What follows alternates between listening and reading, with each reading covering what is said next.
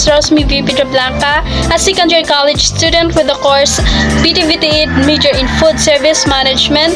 So, for today's video, I'm going to share with you and discuss about how structuralism is a way of approaching text and practices. So, without further ado, let's jump to the video.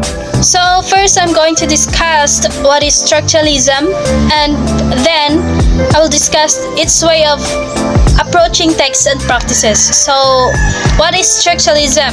Structuralism is the intellectual movement and philosophical orientation often associated initially with the Western discourses of Levi-Strauss, Marx, and Althusser, for example, who claimed to analyze and examine invariant structures in and constitutive of nature, society, and human psyche.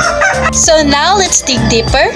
Structuralism is a way of approaching texts and practices that is derived from the theoretical work of Swiss linguist Ferdinand de Saussure.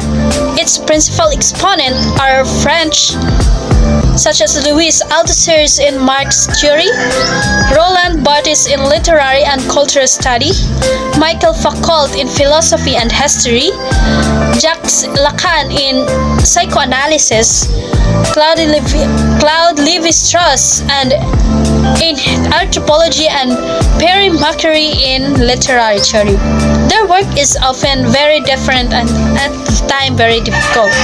So now, Ferdinand de Saussure divides language into two components parts, the signifier and signified.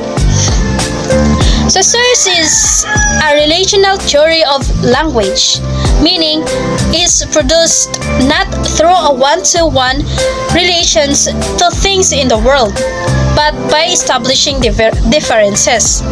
On the other hand, Saussure makes another distinction that has proved essential to the development of structuralism. This is the division of language into langue and parole.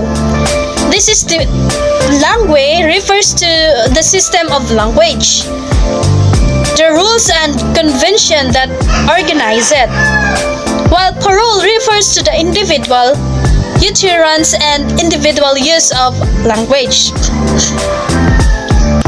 Moreover, structuralism takes two basic ideas from Saussure works.